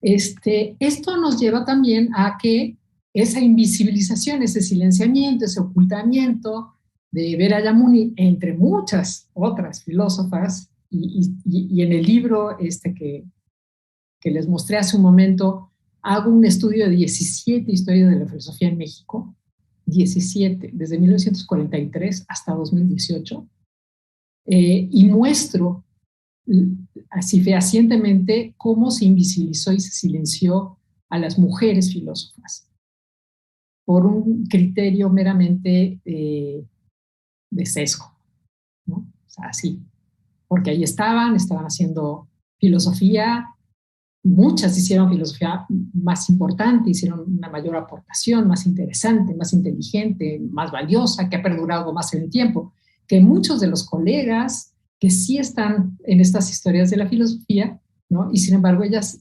estuvieron ausentes de esas historias de la filosofía. Y eso muestra precisamente la injusticia epistémica, en su forma testimonial también, pero también muestra cómo a las mujeres en México, a las filósofas en México, nos ha faltado el concepto de injusticia epistémica para poder verbalizar esa experiencia de exclusión.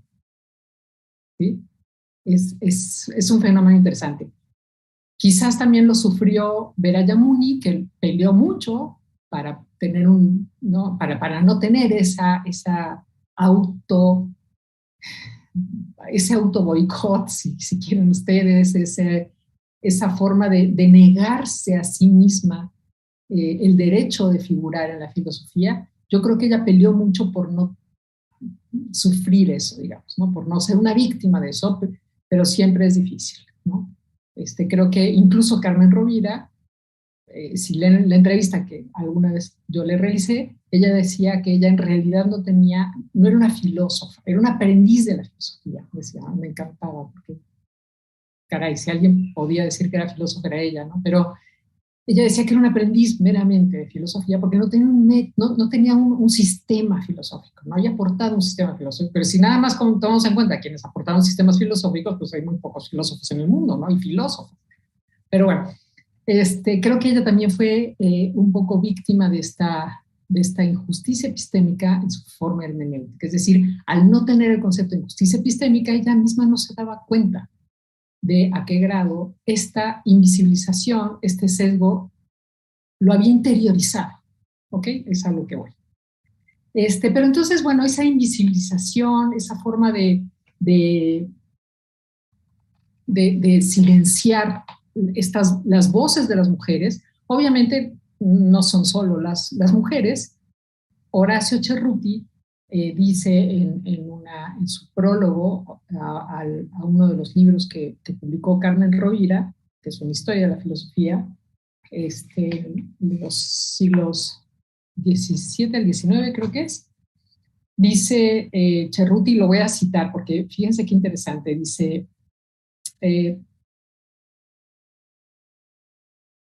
Cerruti dice que el proyecto de Rovira quizás resultó excesivamente ambicioso, porque, decía, decir totalidad es decir, obviamente, demasiado, pues requeriría incluir la discursividad de negros, indios, mujeres, lo producido en los ámbitos extraacadémicos e incluso extragráficos. Esto último abriría el inexplorado, por la historia de la filosofía entre nosotros, ámbito de la oralidad.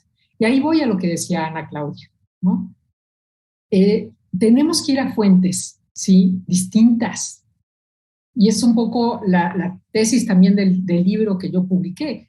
Las fuentes tradicionales nos excluyen. Entonces no podemos quedarnos solo con las fuentes tradicionales. Tenemos que recurrir, como dice Cerruti, a otras fuentes. Y muchas veces esas otras fuentes están en el ámbito literario, pero no solo, en las novelas, por ejemplo, o en los poemas.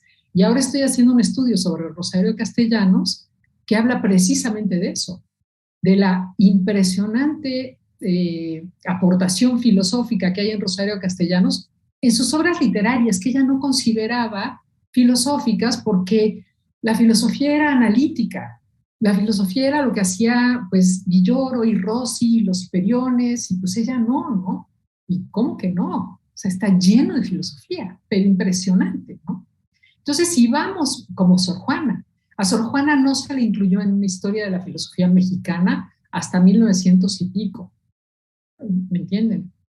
Antes de eso se consideraba, pues sí, qué inteligencia, pero pues literaria.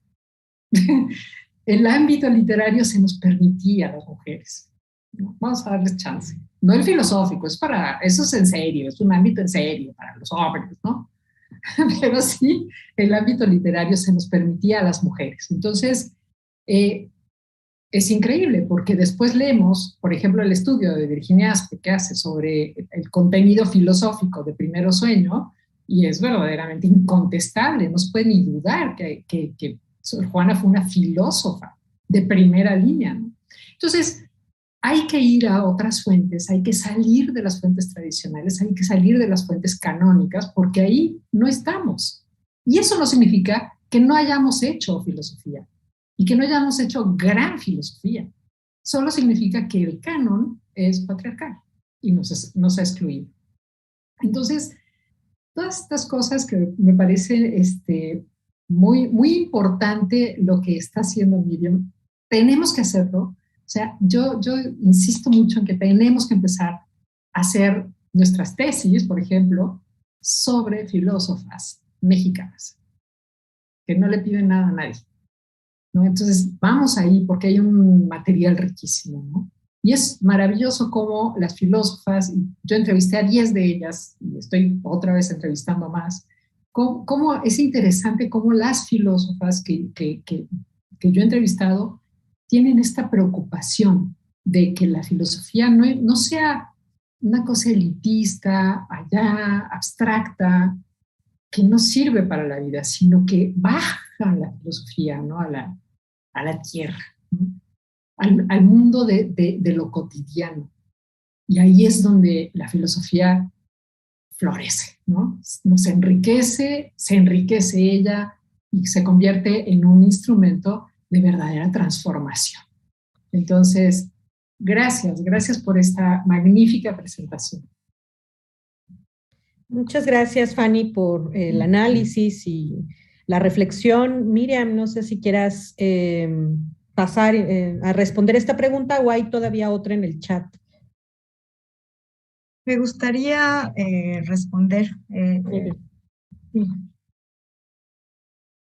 Ay, bueno, primero que nada agradecerles a ambas, Ana Claudia, por su texto que nos comparte, y además me gustaría señalar que ella es alguien que ha trabajado mucho la historia de las ideas en América Latina. Entonces, para mí también es un referente lo que ella ha hecho. Ella ha profundizado precisamente en esta disciplina, en la parte metodológica, ¿no? Y bueno, yo me quedé con una noción, así como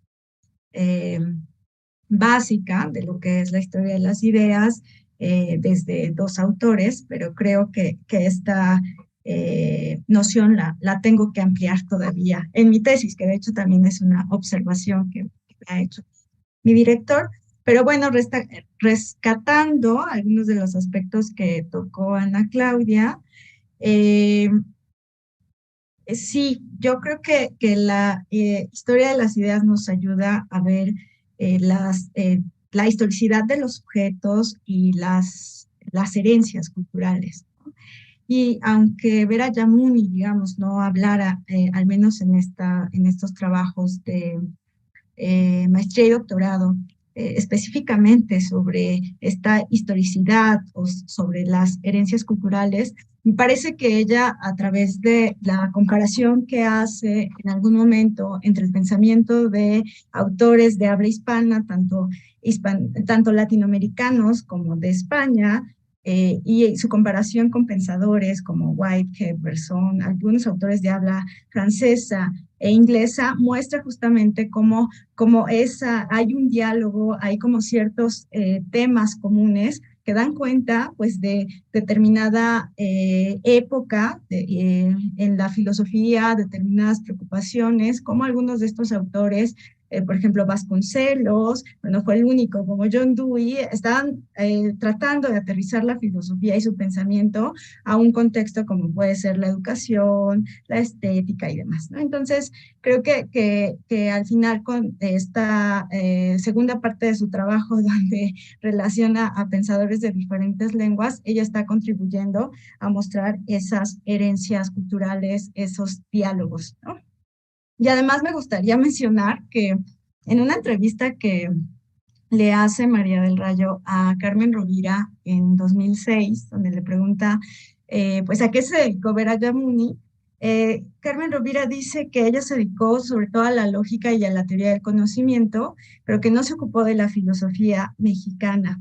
Y yo creo que tiene razón en cuanto a que el tema de reflexión para Vera Yamuni no era la filosofía mexicana o quizás la identidad mexicana. Sin embargo, lo que ella trabajó como estudio del pensamiento, tanto en lengua española como de otras lenguas, sí es algo que aporta a la historia de las ideas y historia de las ideas latinoamericanas. Y además que sus fuentes también, que aquí ya no me dio tiempo de mencionarlo, no solamente son de filósofos europeos, sino varias de estas fuentes son precisamente Francisco Romero, está pensando en otras fuentes también españolas, Damaso Alonso, en algunas gramáticas, en algunas lógicas que fueron escritas desde estos contextos de habla hispana, que a ella le sirven como referentes y que da cuenta de este conocimiento que ella también tenía de pensadores de latinoamericanos y de habla hispana y no solamente filósofos europeos. Y bueno, finalmente pienso que sí aporta a la filosofía mexicana en este sentido de cómo está trabajando a estos pensadores, además de la influencia de su pensamiento feminista, ¿no? Bueno, lo quería comentar porque creo que en parte el hecho de que a Vera Yamuni se le excluya, como lo hacía Fernando Salmerón, de la historia de las ideas, o quizás esta postura que tenía Carmen Rovira por cómo estaba escrito el trabajo de Vera Yamuni de maestría y doctorado, que parecía que rayaba más en filosofía del lenguaje, en lógica, y que no era precisamente filosofía latinoamericana o filosofía mexicana. Finalmente, estas posturas tienen una razón de ser, pero si nosotros vamos sobre todo a sus fuentes, encontramos que no, que sí hay una influencia del pensamiento latinoamericano y una conciencia por parte de esta autora de ese contexto en el que ella se encuentra, ¿no? En esos trabajos como una pensadora de origen costarricense que habita en México y que también está trabajando el pensamiento de autores que suelen ser considerados solamente pensadores y no filósofos, ¿no? Entonces, bueno, creo que en esa medida aporta. Ahora, en cuanto a lo que ya señalaba también Fanny, sí, es que en esta ocasión yo no hablé sobre los trabajos donde Vera Yamuni muestra sus posturas feministas, pero es verdad que Grace Prada da cuenta de esta entrevista que le hizo a Graciela Hierro y esta afirmación, bueno, este reconocimiento de Hierro a Vera Yamuni como su mentor en el feminismo filosófico. Yo ahí diría varias cosas. Diría que, bueno, sí, justamente hay que acotarlo así como el feminismo filosófico y que hay investigación, bueno, hay publicaciones como esta memoria del Congreso de 1979, de este coloquio que refiere Hierro, donde se reflexionaba sobre si existe algo tal como una naturaleza femenina, donde se ven las posturas tanto de Hierro, en este caso de Vera Yamuni, que retoma de Simone de Beauvoir, por ejemplo, ¿no? Las categorías, el ser y el valer de las mujeres en relación con el ser y el valer de los hombres, y además esta memoria da cuenta de aquellas reflexiones que varias filósofas varias profesoras de la Facultad de Filosofía y Letras estaban haciendo acerca de cómo se concebía a las mujeres en diferentes periodos de la historia de la filosofía. Y entonces, bueno, ahí vemos como tal ya esta reflexión acerca de lo que son las mujeres, como han sido excluidas, silenciadas o se les ha conceptuado desde distintas posturas filosóficas. Y bueno, finalmente ahí está el feminismo filosófico. Pero yo también quiero señalar que eso, que sí es feminismo filosófico y que quizás Vera Yamuni fue una de las iniciadoras en México en cuanto a reflexionar sobre feminismo filosófico, no significa que antes de la llegada de Vera Yamuni a México hubieran ya trabajos en filosofía por parte de mexicanas acerca del tema de las mujeres. Por ejemplo, está el trabajo de Rosario Castellanos sobre cultura femenina, que además uno, si hay una comparación con la tesis de Paula Gómez Alonso, pues encuentra muchas similitudes, y también la tesis de Paula Gómez Alonso, que es de los años 30, es sobre el tema de la cultura femenina y demás. Entonces ahí yo ya encuentro ciertas reflexiones que uno pudiera decir, pues o dan cuenta de ciertas posturas feministas, problematizan la noción de cultura femenina, el que se relegue a las mujeres al ámbito de la reproducción y no de la producción cultural y demás. Y bueno, eso lo quería mencionar, ¿no? Como para que no tengamos también una idea de que cuando Vera Yamuni llegó no había un trabajo de reflexión previa acerca de la desigualdad de género u otras cosas, ¿no? Aunque no le llamaran así. Y bueno, hay otro aspecto que yo quiero mencionar, que es que señalabas tú, Fanny, sobre la invisibilización de las mujeres, de la que también fue víctima Vera Yamuni, que lo vemos, ¿no? Si revisamos historias de la filosofía del siglo XX, sí hay algunos trabajos donde encontramos, pues, referencias a sus obras, sobre todo sobre José Gaos, y entonces está como bibliografía complementaria.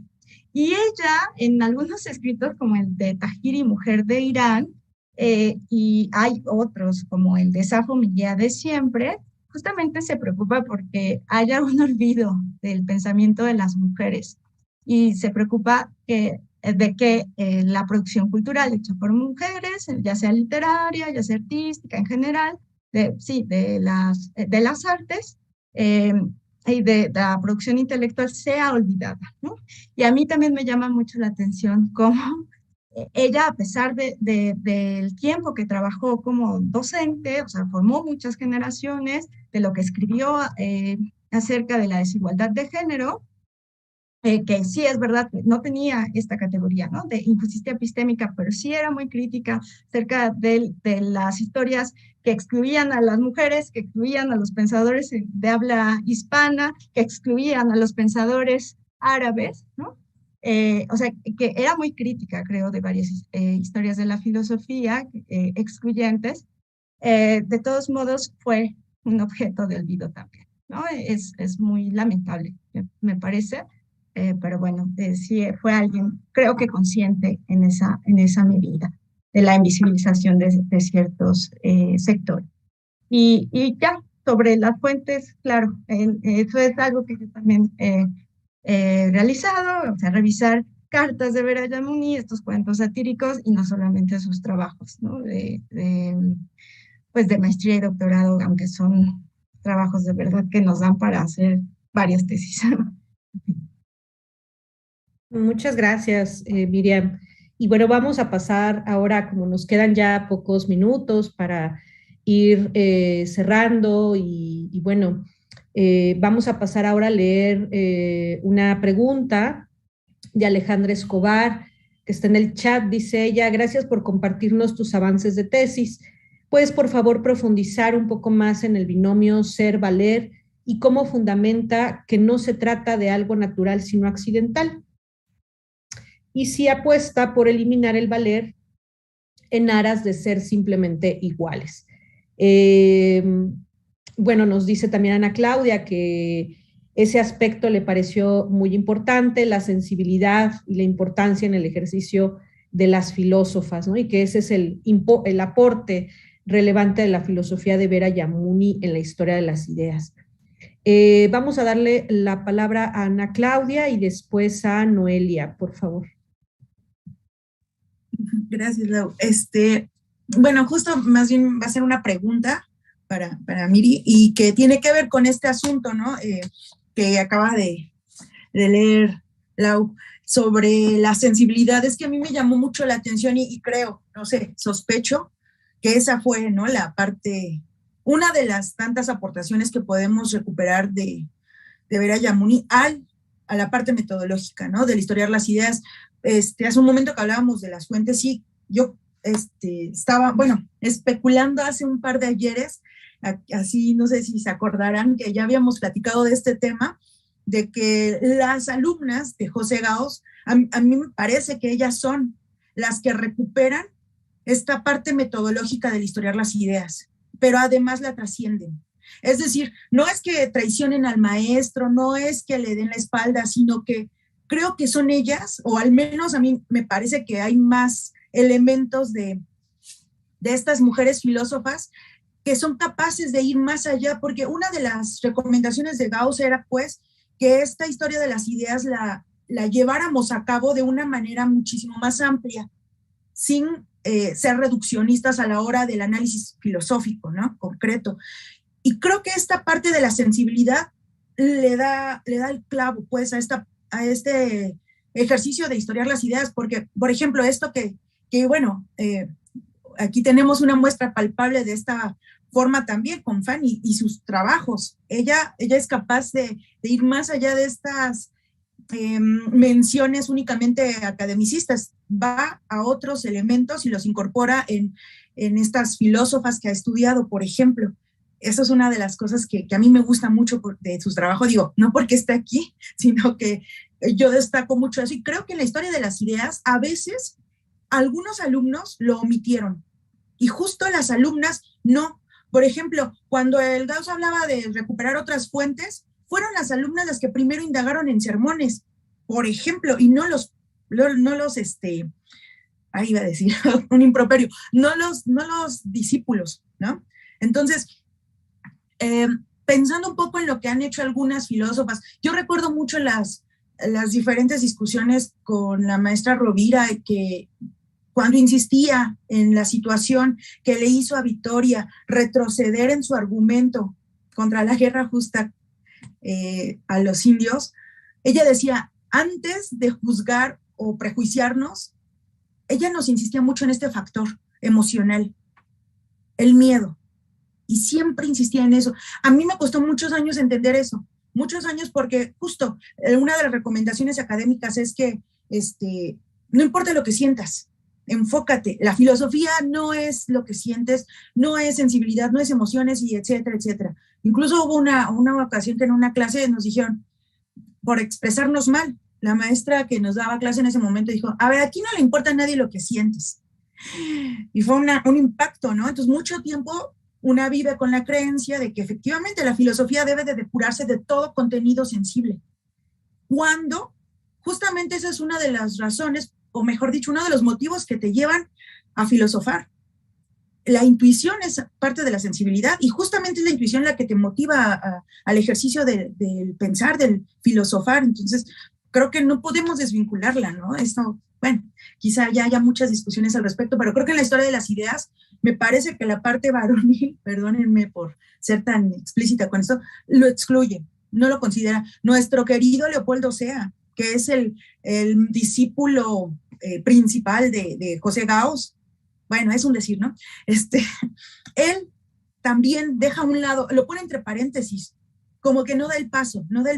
Y yo noto que las filósofas discípulas sí se atreven, solo que pues han sido silenciadas, como ya lo hemos dicho. Pero bueno, esa era nada más el comentario, y bueno, si se puede ampliar un poco esta situación, no sé si tengas alguna sospecha de por qué John Dewey, porque justo todos los personajes que destacas, todos se enfocan en la parte de la sensibilidad, ¿no? Caso específico de Vasconcelos, o sea, no todo Vasconcelos, su estética. Y me haces pensar en esta parte otra vez, ¿no? Sí me interesan estos filósofos, pero sus aportes que tienen relación con la parte sensible. Entonces, no sé qué opines al respecto, y perdón por el abuso. Gracias, Claudia. Y pasamos brevemente con Noelia, por favor. Bueno, yo en realidad quería agradecer la exposición de Miriam y felicitarla por la claridad, y aparte, bueno, comentar un poquito sobre lo que me surgía a partir de su exposición. Una de las cosas que a mí me parece importante destacar de la exposición de Miriam es esa atención por el detalle. Creo que Miriam ha sido muy meticulosa a la hora de presentarnos los conceptos y de ir tomándose el tiempo de explicarnos de qué manera se inserta Vera Yamuni en el contexto filosófico de mediados del siglo XX. Y en ese sentido a mí me parece importante destacar cómo se comprende la historia de las ideas y cómo tradicionalmente se ha esquematizado el desarrollo de la historia de las ideas, ¿no? Porque recién también, Ana Claudia, hablabas de la ampliación metodológica y un poco de esa vinculación, ¿no?, entre José Gauss y el desarrollo de la contribución, si se quiere, del historicismo en la historia de las ideas. Y Miriam un poco propuso pensarlo desde Horacio Ceruti y Mario Magallón, y yo pensaba, bueno, de alguna manera la historia de las ideas, tal como la piensan Horacio Ceruti y Mario Magallón en ese libro, tiene que ver con una forma de hacer filosofía, ¿no? Como una expresión de la filosofía latinoamericana. Y sin embargo, en esa filosofía latinoamericana tiene sus deudas, ¿no? Parece que hubiese estado escrita con nombres de varones. Y creo que una de las personas que ha logrado incluir o hacer una nueva ampliación metodológica, más allá de la propuesta por Arturo Roig, en el campo de la historia de las ideas, entre otros pensadores, ha sido Francesca Gargalo, ¿no? Francesca Gargalo hace una ampliación metodológica y epistemológica de la historia de las ideas al incluir a mujeres.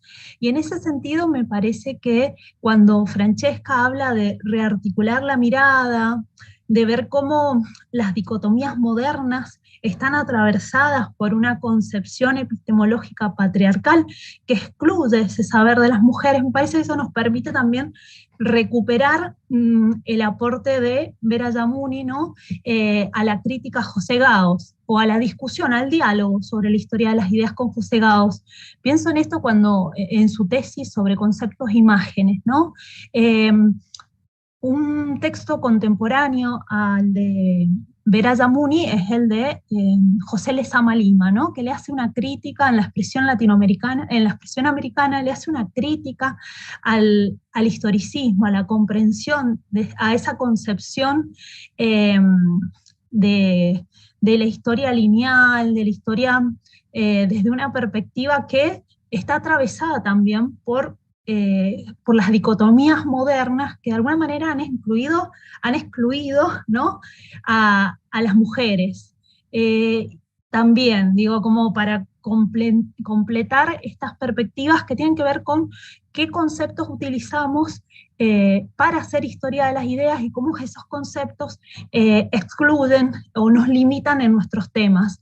Otra de las cosas que quisiera llamar la atención, retomando a Francesca Gargalo, es el tema de cuando se habla de feminismo filosófico. Hubo una tensión al pensar la filosofía universitaria y la filosofía no universitaria. ¿Por qué espacios en qué espacios nosotros buscamos a esas mujeres o esas pensadoras nuestroamericanas?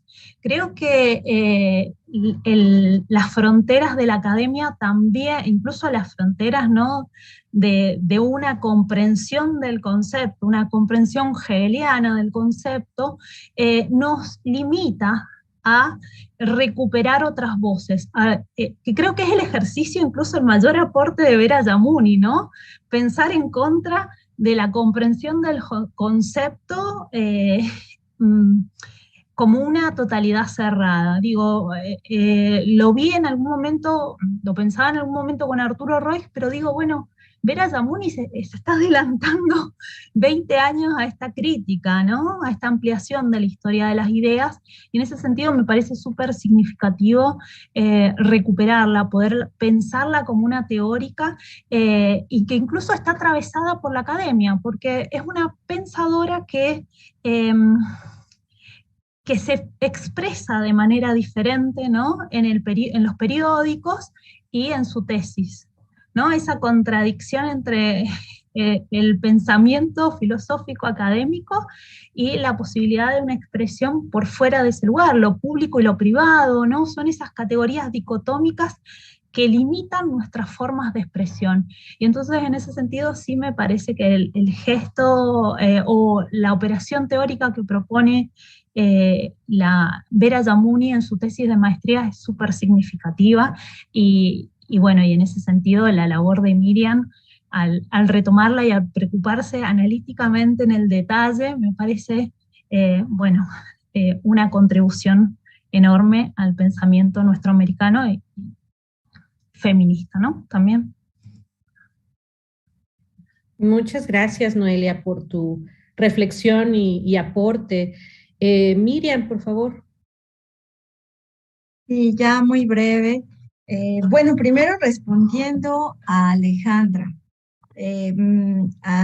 Bueno, sí, hay dos trabajos de Vera Yamuni, uno de 1966 que se llama La mujer en el pensamiento filosófico y literario, y este trabajo ella lo amplía en el ser y el valer de la mujer comparados con el ser y el valer del hombre, y me parece que la postura de la autora, más allá de que nos proyectemos hacia la igualdad de las mujeres y los hombres, quizás tendríamos que pensarlo más en términos de equidad, porque ella sostiene que somos diferentes, que los seres humanos somos diferentes, y en este caso las diferencias pueden ser dadas por características biológicas, hay quienes hablan de características psicológicas, aunque ella no lo asume como tal, pero bueno, finalmente dice, somos diferentes, pero las diferencias, digamos, aunque seamos diferentes, no justifican el trato desigual. Y entonces ella creo que no estaría apostando o en todo caso equidad o igualdad en términos sí de derechos y demás, pero no una igualdad como en términos de identidad o de características similares, está hablando quizás de las diferencias, pero que estas diferencias en el terreno del ser no nos lleven a las diferencias en el terreno del valer, porque lo que suele ocurrir en la filosofía y la literatura es que se inferioriza a las mujeres como si no fuéramos capaces de la producción intelectual y cultural como los varones, ¿no? Eso es lo que ella encuentra. Entonces, bueno, eso es como la respuesta a la pregunta de Alejandra, y bueno, a Noelia agradecerle desde luego sus comentarios.